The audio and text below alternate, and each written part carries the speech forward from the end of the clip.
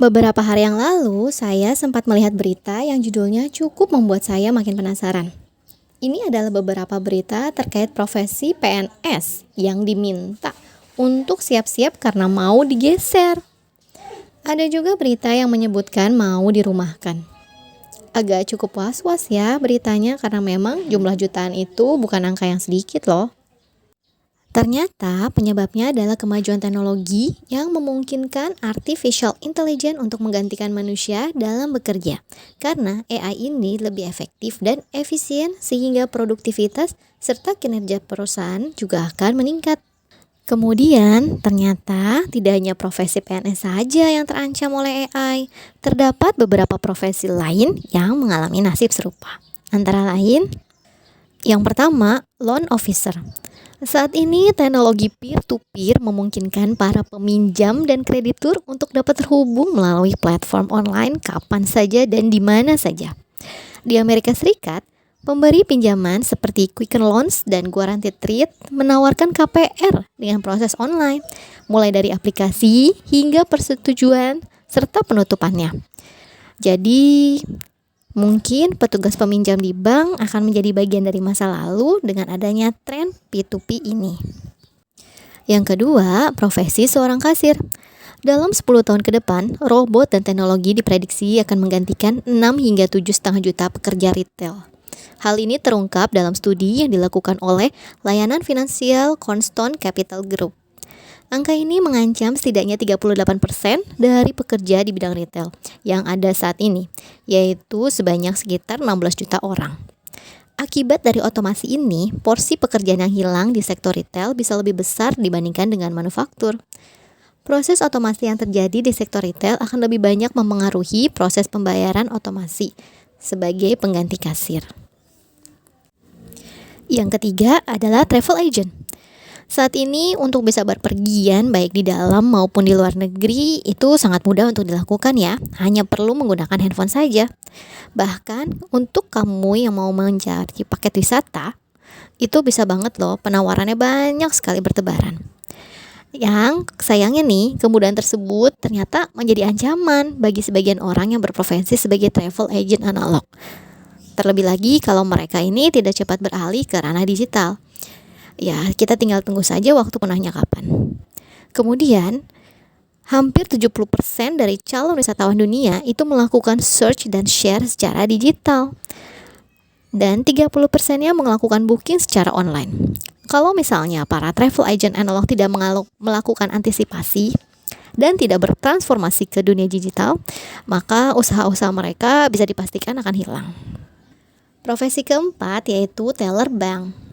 Kantor cabang yang dikelola oleh teller akan tergilas dengan kehadiran teknologi teller digital. Peran teller akan mengalami penurunan tajam dalam 15 tahun terakhir. Dan 10 tahun ke depan diperkirakan sebagian besar dari mereka akan menghilang, yang bermetamorfosis dalam bentuk ATM yang lebih maju.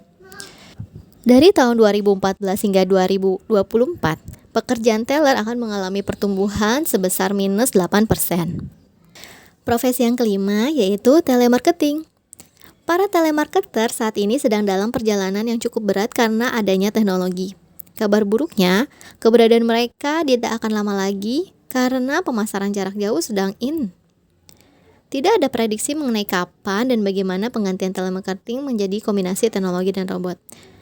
Selain itu, pekerjaan ini cenderung menurun dari hari demi hari karena banyak orang yang sudah mulai merasa terganggu dengan adanya telepon dari mereka. Belum lagi adanya kasus penipuan hingga pencurian database. Pertumbuhan dari telemarketing ini diproyeksikan sebesar minus 3% di tahun 2024. Profesi yang keenam yaitu pustakawan atau librarian. Di tahun 2016 diperkirakan ada sekitar 129.350 orang yang berprofesi sebagai pustakawan. Jumlah ini diperkirakan terus menurun seiring dengan meningkatnya produk digital book atau e-book. Harga e-book yang cenderung lebih murah dibandingkan dengan buku fisik merupakan ancaman bagi para librarian.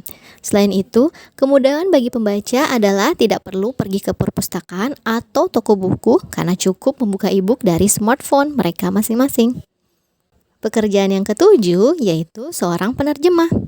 Saat ini dengan adanya teknologi Google Translate, siapapun dapat melakukan penerjemahan ke bahasa manapun yang diinginkan.